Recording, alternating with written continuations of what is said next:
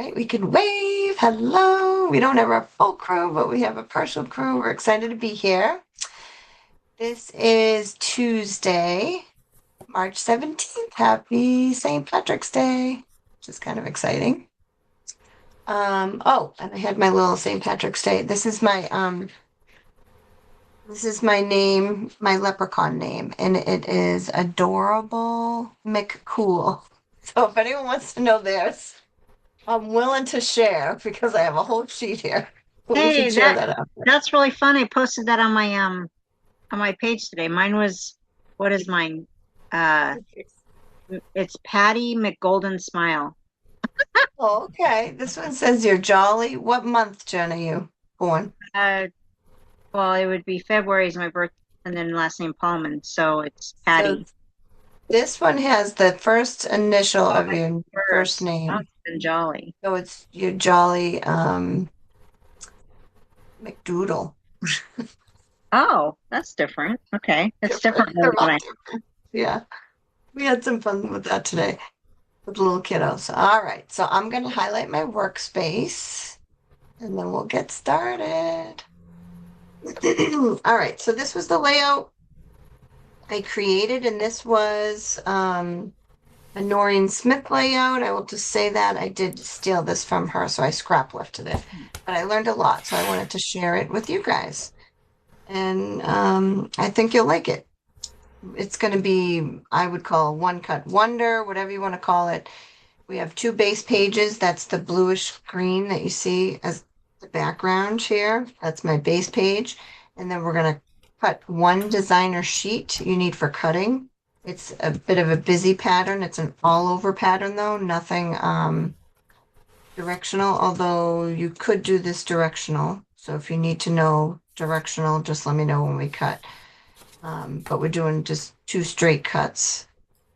And that's the purpley part going across the middle. And then it's also this light blue whitish color that you see down here. We come up with these rectangles for the cut sheet.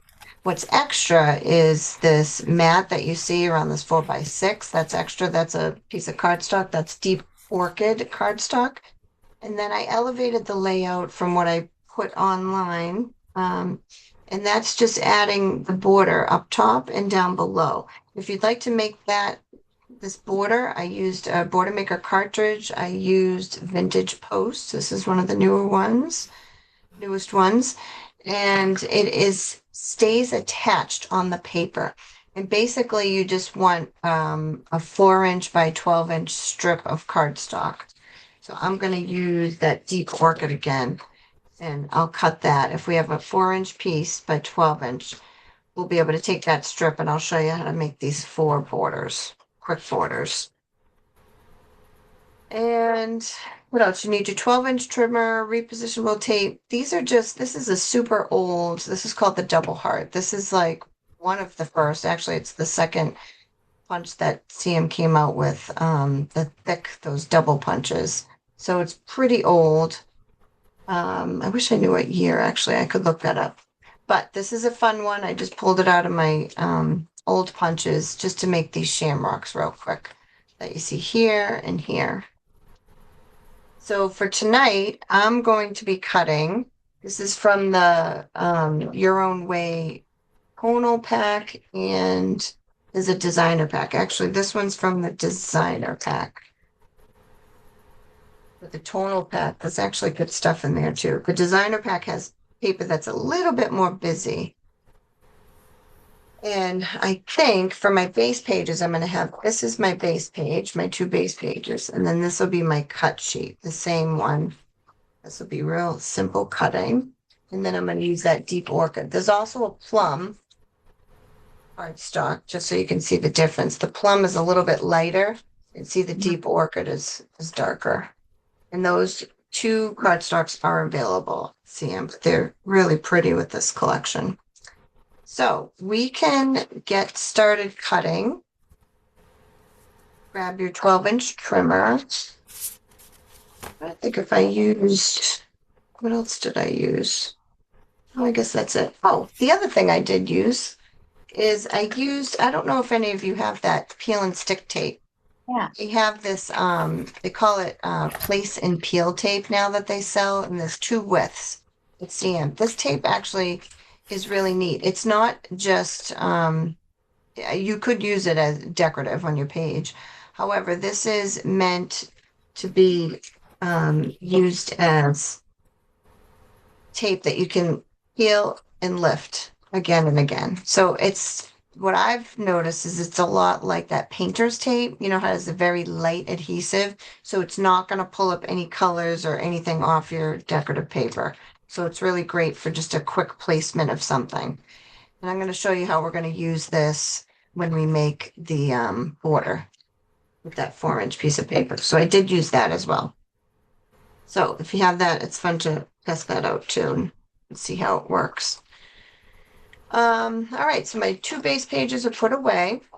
This is my cut sheet. Now, if I had something directional, I would want to be aware of my first cut because you can see we're going to cut at 4 inches. That's our cut. And that 4-inch strip is going right across the middle. And I want it to be placed in that manner. So if you're cutting, just be mindful of how to cut it so that way your print is in the proper orientation. And normally it's just one turn. That's how I usually describe it. If you have a directional paper, you just have to turn it once. So our first cut is at 4 inches, and that's going to be making strip right across the middle for page 1. And this is going to be so easy and quick, ladies, but I love that we can do this and then chit chat afterwards, and we can still elevate it and make it fun. So I slid my paper across to 4 inches. I'm going to do a second 4-inch cut, and that's for page 2. We're going to cut across that middle piece. So I'm going to do a second 4-inch strip. I just put it aside. This last strip is what we're going to cut in half. So you're going to want to turn the orientation of this horizontally. And we're basically going to cut it in half because we want to make this box. And what I did was I flipped it over to get the opposite side, the other side, just to change up the layout. And we'll cut it in half, and one for be for page 1 and one is for page 2. So you'll need your arm out. Now, when you get your new trimmer, which I can't wait to get my new trimmer, you won't need to pull this arm out because the base will be your 6 inches. So it's kind of nice. We won't be doing this much longer, but it'll take some time. So I'm going to place it at 6 inches. We're just going to cut this right in half. So now I have 2 rectangles, one for each page. So that's the major part of the layout. Pretty easy, right? Now, the fun part, now we can have a little fun with a piece of cardstock. So I want to start my cardstock sheet, 4-inch piece. So what I'm going to do is I just want to show you, before we assemble, I want to show you how to make these strips. And we're going to use our place and peel tape, which is kind of fun. So I'm going to cut a 4-inch strip. That's 12 inches long. This is extra, and I can use this to make some mats for my photos. So they'll pop off the page. And then I'm going to put my trimmer away, and I'm going to need the border maker system. I need the housing. This is that vintage post border cartridge. And we need the paper housing. So what I'm going to do to start is I'm first going to punch both edges going right down the side, right and left side. It's the first thing I'm going to do. So we're going to slide in our 4-inch piece. To make that edge. Now this is a stay attach border maker. And as you're cutting, this is basically going to chew away about 1.5 inches of your paper. And that is perfect for doing this for a 4-inch strip. You know it's going to chew away about 1.5 inches. So then I punched one side. Now I'm going to flip it over, punch the other side. So if you're going to use a border punch, they trim away more. And it's also true with these BMCs. When you're punching, you might chew a little bit more, a little bit less paper off. What's funny is what comes out, it kind of looks like Legos to me a little bit. It's kind of cool if you had a little kid page, like Lego bricks. And you get this fun little thin strip. That's actually a cool strip too to use on layouts. So now I have this really wide border. This can actually make its own border, which would be kind of fun. Yeah, I'm gonna And real easy, I am just going to cut this in half. So I'm not going to be very specific as far as the width of this. We can kind of say, oh, it's about 3¼ a little bit over is the width of this. I want to cut it in half. So I'm really just going to hover over my cut line on the gray mat. But I did say it's about 3¼ I just want to see where that is on my ruler here. So I'm really kind of eyeballing it. So it's 1.5 inches. So what I'm trying to do is I'm giving myself 1.5 inches to the right and to the left of my cut line. It's 1.5 inches, but 2 little lines more, if that makes any sense. And now when you cut this, it may not be perfect, and that's going to be all right.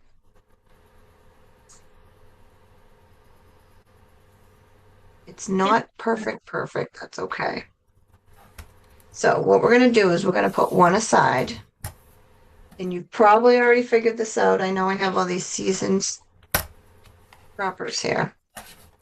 We are going to cut these one by one, and what I did was I just peeled off some of the tape from that, they call it place and peel tape that CM is offering now in 2 thicknesses. And I'm just going to tack it down to my piece. Oops, wrong side. I want to tack it down to the right side. We already cut this side. We want to cut the straight side. So now we want to, I'm just going to tack that to my decorative piece here, my little border.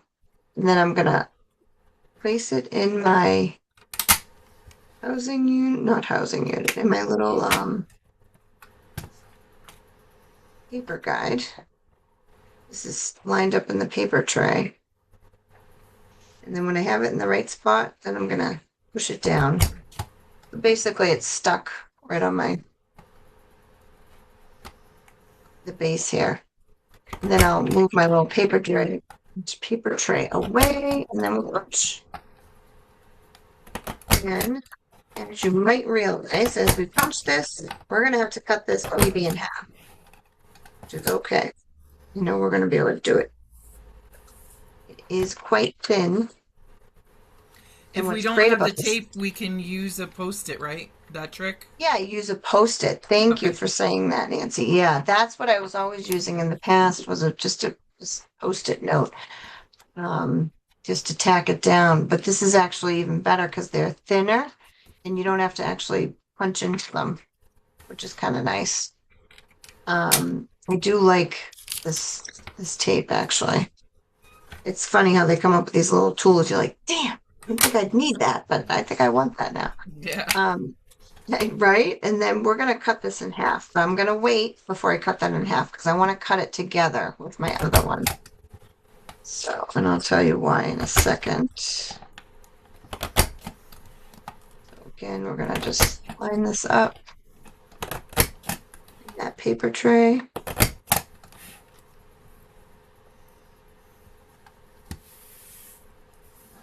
Yeah, that was a great idea with the Post-it. That was how we used to do it. Away. But I like how this punch. I mean, it's fun to have a punch that has actual, little booties on it or something, or hearts. Those are fun too. But this is somewhat generic, so it's nice. It'll fit with a lot of different themed things. You can kind of turn it into anything you want.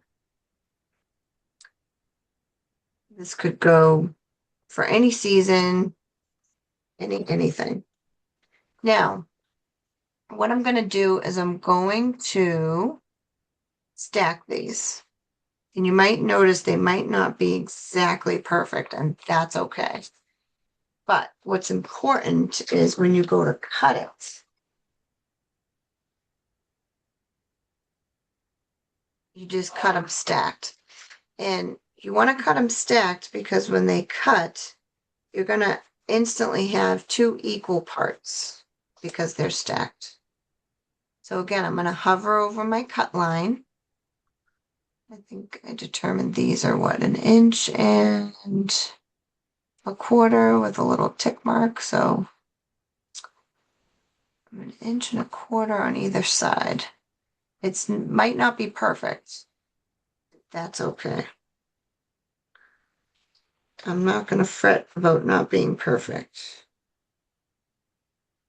But eyeball it. You can follow your little lines. So this one's tricky because these are thin. And then put your finger in the middle. I'm pushing down so that way it doesn't move before I go to cut. Kind of helps keep it in place. Keep your finger on there and just push down. And mine are actually a bit off here. And that's okay. I have a thinner. These two are exactly equal and these two are equal. And that's all that matters. That you keep these thicker ones together, whether you put them at the top or at the bottom. Keep those together and then keep the thin ones together. So that works out. But we are actually done cutting that, unless you want to cut any mats. And the mats, there's actually a lot of photos in this one, which is kind of cool. Because it's fun to get all these photos on your layout. I'm going to pull out my base page. And this is sheet 1. And let's pull out one of our strips, 4-inch strips. And I'm going to give it a little tape. I have 2 tape runners here because one of them felt like it was running out. And I thought, I'm going to run out. So this is placed 3 inches from the top. So 3 inches from the top. So it kind of gives you a little bit more on the bottom. You can see that. A little bit more base page on the bottom. And that is going to allow us to take one of the rectangles that we cut. Now you can keep this all the same or flip it over. Discover a new color and design. Now it's interesting how my base page is a little busy and this is busy, but I think it still goes well. The coloring and everything, I think it's still okay. Once you get all your pictures on there. Oh, I just realized I put it on the wrong side. Ha! Looks like I was making page 2. I guess it doesn't matter. It's going to go to the right justified. There you go. I'm trying to copy this page. I'm not doing a great job of following my instruction. All right, so we have our strip, our rectangle, and now we are going to add our little strips that we cut. And I think I'm going to put the thin one on top. And then I'll put the heavy one on the bottom. And you can put these any way you like, actually. See how on this one I have the kind of the teeth facing down? This one I'm actually going to have the teeth facing each other. That's what I'm going to do, I think. Maybe not. Oh, I see why. Because see, on my page, I had the teeth facing down, and they're right up against the edge of that mat there. So, let me see how I want to do this. I guess if I want to do that, I guess I could make a face down because I have it up against here. But really, it's your layout, so you make it any way you want. I kind of You like it could like just that. raise the piece up, the one going across, just raise it up a little higher. This one? No, the one above it. If you This raise them one? all up a little bit, yeah. Like Yeah. if you raised them both up, then you'd have room to put it in there. It wouldn't be on the very bottom. Yeah, it fits nicely. I just didn't know if I liked that space there, but I think it's actually okay. So I'm gonna put that. I want the teeth. Yeah, that's a good idea. And that's the great part about this layout. Just shift the papers any way you want, truly. But what's another thing to think about is I try to keep everything tight on the right. So sometimes you know how the paper's a little bit, it's like a hair longer.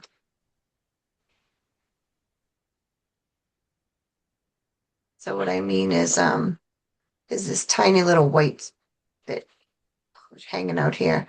And this, I always make sure I make it tight. So that way,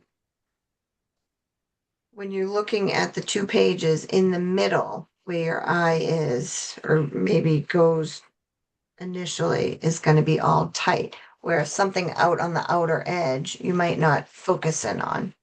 So if this was showing too much white, that might bother my eye. So I just make it tight, like up against the binder part or whatever you want to call that, the inner part. Right? Oh, I can hear my husband out on the grill. He's cooking lamb. It's like lamb chops or something. Wish I liked lamb. I just don't like lamb. Not a Yeah, lamb person. I can't eat. No, I can't do lamb. All right. So, oh, that looks nice. And then you can see the placement of photos. We have 4x6 full-size photos here. These are cut down smaller, 3x4, two of them here. And then this is a 5x3. This is sort of the in-between size for these other two sizes. And this 5x3 can actually be bigger because look at all the space around that. You can actually make that even a little bit bigger if you wanted. All right, that is page 1. All right, let's look at page 2. Pull out my base page.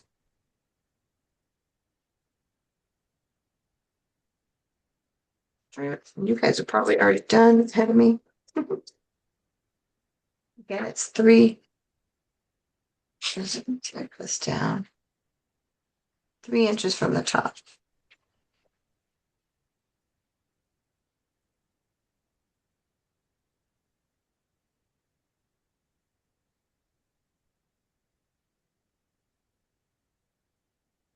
And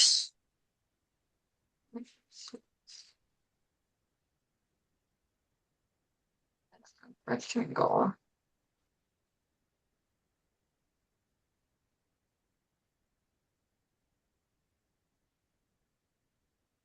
Now, I want to see.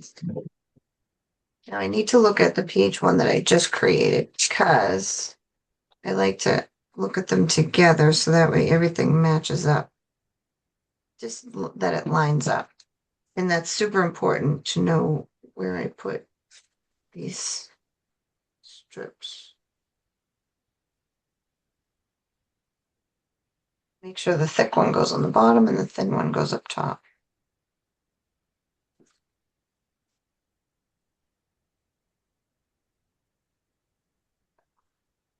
I'm going to do it. Yeah, this it looks like a little bit like teeth. Vintage post.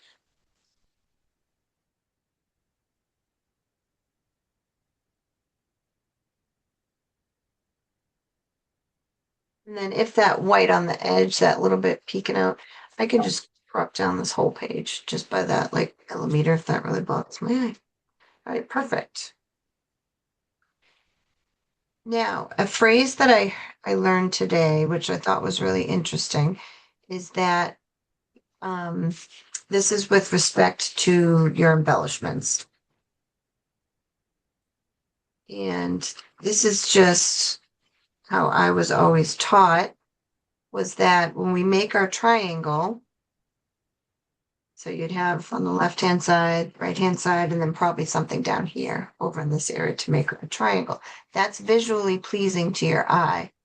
But I heard today that, now I'm trying to remember the phrase, but it was making the triangle is not just, don't think of it as just a rule. Think of it as a tool. So it's really just guiding you to what is pleasing to your eye. However, it's not a rule, it's just a tool. So if you choose to not have that third embellishment, that's totally fine because your eye for this layout is going right across. And we've planned it that way with the way we have this straight 4 inches going across the middle. So having just embellishments here, I think works perfect. You don't need that extra busyness down here. So I think it's kind of neat to think of it like that, don't think of it as just a rule. Think of it as a tool to guide you to get a look that you want that's going to be pleasing to your eye and to others. So I thought that was interesting. But that actually sums up everything about this layout. But I did want to mention, sorry if I'm repeating myself, I couldn't remember if I said it on the recording, but this Your Own Way collection, there is a sticker pack that has January through December. It has all the months and as well as the different holidays. And I tried so hard to find it today because I know I used some part of it and I couldn't find it in my stash. But I'm going to get another one because it would be really fun to put March, and there was some fun things like Mardi Gras. There's just different things for the different holidays in just that one pack, which is kind of cool. So I just wanted to mention that too. So thanks for joining us. And if you get to watch this before Saturday, we have Prop Crew Saturday, 2 to 6. And then next week, let's see, next week we're here on Wednesday and Michelle will be teaching on the 25th. So I look forward to seeing you all again soon. We're going to stop.